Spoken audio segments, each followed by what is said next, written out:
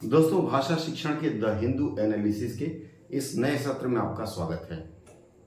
पिछले चर्चा में भी मैंने आपसे बताया था कि अब बीच बीच में आपको नए नए शब्दों के बारे में, खास करके द हिंदू, क्योंकि द हिंदू ट्रेंड में ज़्यादा रहता है, उससे नए नए शब्दों के बारे में और शब्दों के बारे में कुछ खास जानकारी दिया करूँगा।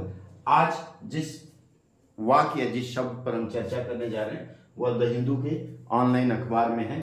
Needless accommodation on the judiciary and term of the enforcement directorate head।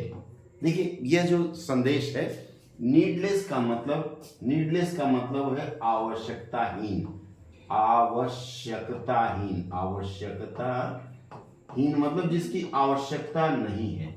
Needless जो शब्द है यह मूलतः एक प्रकार का नाउन है। नीडलेस का मतलब है यह नाउन है। अगर अंग्रेजी व्याकरण के अनुसार जाएंगे तो यह नाउन है, संज्ञा है। इसमें अगर हम नीडलेस में ly लगा देते हैं तब ये एडवर्ब हो जाता है।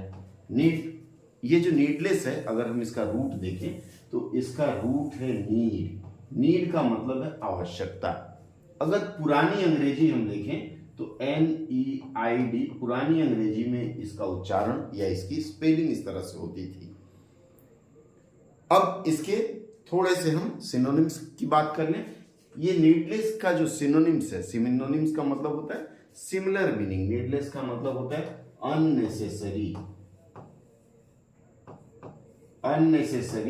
या फिर नॉट नेसेसरी जिसको कहा जाता है, या फिर आप इसको कह सकते हैं कि नॉन इसेंशियल।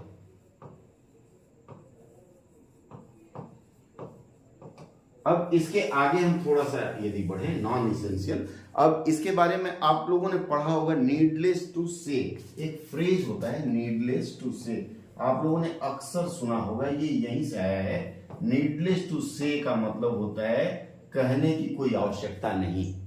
अक्सर बातचीत में हम लोग कहते हैं needless to say that the government is not taking care of the old fox.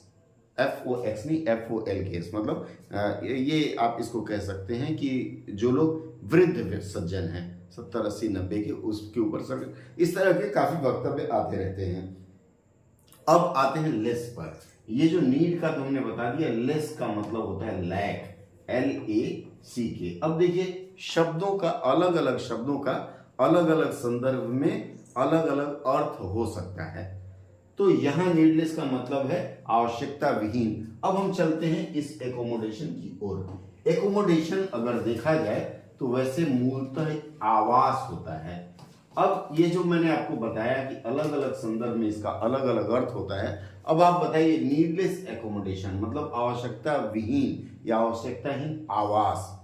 उसके बाद है ऑन द जुडिशरी कहते हैं न्यायपालिका को, और एंड का, और द टर्म का मतलब होता है अवधि या पीरियड। जैसे मान लीजिए उनको कितने दिन तक रखना है वो टर्म होता है। जैसे मान लीजिए आप सेना में अगर नौकरी करते हैं तो आपकी टर्म ऑफ इंगेजमेंट बोला जाता है, 20 साल का होता है या 15 साल का, या जो भी आपका होता है। इसी तरह से आप अगर सेंट्रल गवर्नमेंट की नौकरी करते हैं तो 60 वर्ष, तो वह आपका टर्म ऑफ एंगेजमेंट है। अब यहाँ टर्म ऑफ का मतलब होता है मियाद या अवधि, इन्फोर्समेंट का और डायरेक्टरेट का निदेशक या निदेशालय होता है। एक्चुअली डायरेक्टर जो शब्द है उसका मतलब होता है निदेशक, यहाँ निदेशालय होगा। और ये आपका इन्फोर्समेंट का होता है प्रवर्तन।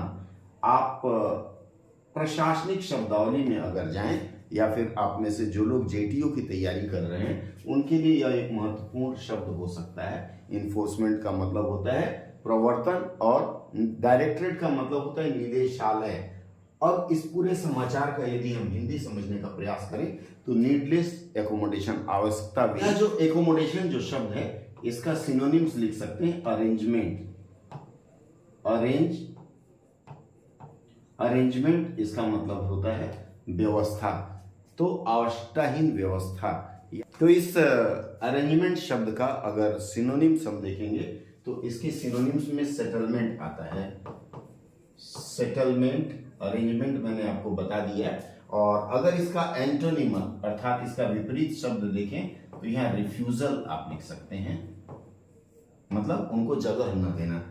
जुडिशरी का मैंने आपको बता दिया, न्यायपालिका, and the term of, term का मतलब होता है अवधि, यहाँ सेवा की अवधि।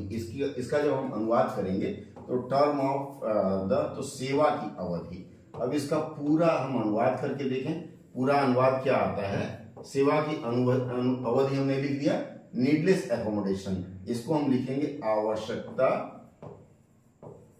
आवश्यकताहीन या विहीन, आवश्यकताहीन लिखिए, आवश्यकताहीन व्यवस्था लिखेंगे यहाँ। On the judiciary and the term of engagement, तो न्यायपालिका और, इसका मैंने आपको बताया था प्रवर्तन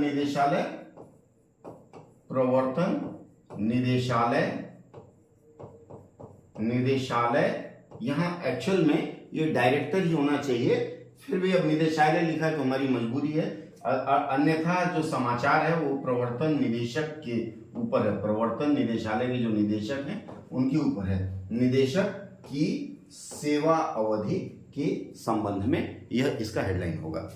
आज की चर्चा में बस इतना ही। अगली चर्चा में फिर हम जुड़ेंगे कुछ और शब्दों के रूट वर्ड या फिर सिनोनिम्स, एंटोनिम्स के साथ चर्चा करते हुए आगे बढ़ेंगे और इसके ऊपर हम विस्तार से चर्चा किया करेंगे।